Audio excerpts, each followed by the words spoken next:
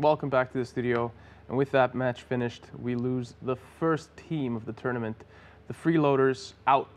Facebook Alliance lives to fight another day. Yep. And Abaddon's taking a match in a tournament for the first time ever. Why don't we see Abaddons ever in tournaments? Like, why? For the same reason you don't see Abaddons in anywhere. They're not very good. They're really tanky.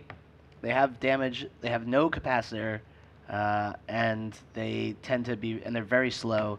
Don't really have a lot of space to fit E-War in the mids. They just tend to be like, they're good ship-of-the-line battleships, not the best ones. There's lots of other battleships that are better ships of the line for big fleet fights. Yeah. But they seem to do okay here. They did what they were supposed to do, kill things. So. Yeah, generally in the tournament, they're just expensive points-wise by being in the battleship class, and they are very easy to abuse. They really all they have is damage and tank. We see a lot of ships that don't do a whole lot other than have damage, tank, and speed. But you at least need that trio, and then they have no extra utility to add to it. They don't have extra, utility high slots. The high slots are all taken by turrets. They don't have a lot of mids to spare, so they're easy to manipulate. You can do almost anything, almost any kind of disruption is really bad for them, and they're slow. So you can even disrupt them just by getting away from them. There are two things that I notice here when I'm looking at this screen, or two things that I want to talk about rather.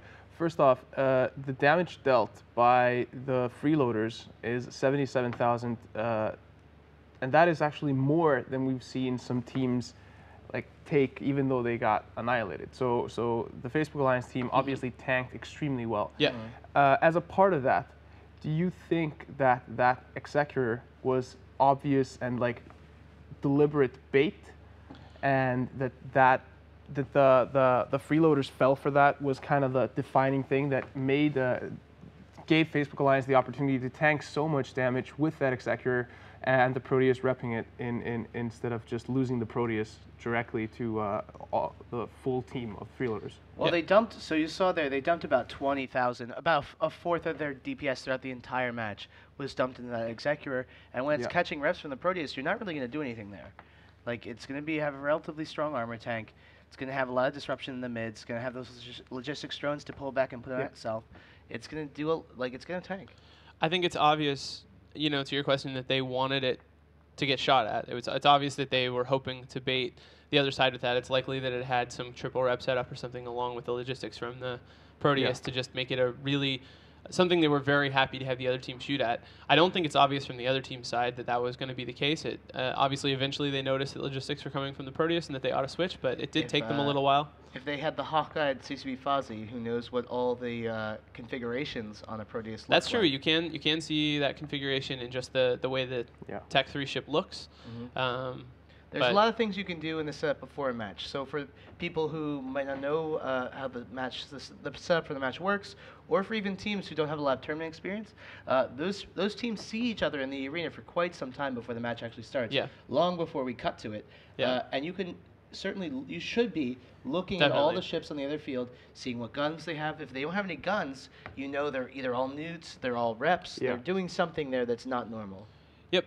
So actually, when I look at my screen here, I can see that the Proteus and the Executor took over 60,000 damage. So there was only about 17,000 damage applied to anything other than those two ships. Yeah. So if that was an intentional bait by Facebook Alliance, it served them extremely well, and it, in my mind, totally turned the match in their favor. I mean, one thing that's definitely for sure about their setup is they have a lot of control over what their opponents shoot.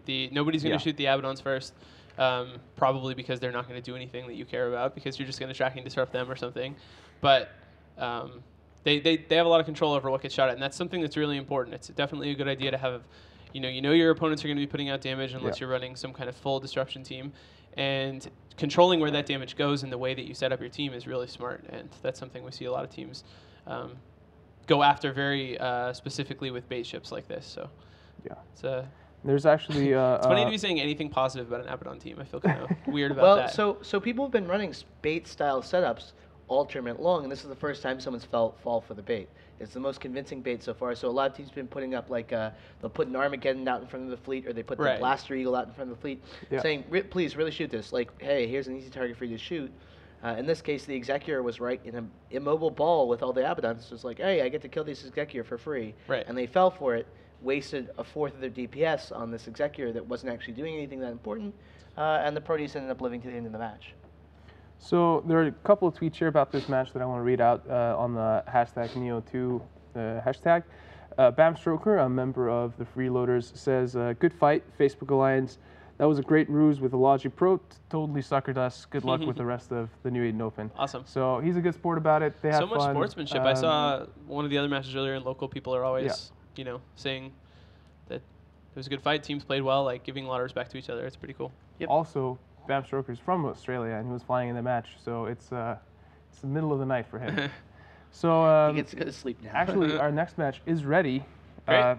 and we kind of ended up talking a little bit too long about this. So I'll do the bans for this real fast, so we can get that out of the way. The next match is No Boundaries versus Team Footwork. So we're going to be seeing Team Footwork fighting to stay in the tournament along with No Boundaries. No Boundaries banned the Slipner and the Golem, and Team Footwork banned the Dominic and the Ishtar. We don't really have any time to really talk about this. That's fine, because we never have any idea what bans mean anyway. So Yes. Okay. So let's just go to predictions. CSB Rise. Footwork. Team Footwork. Yeah, it looks as though all three of us are in agreement. I say Team Footwork as well. Let's see how it goes.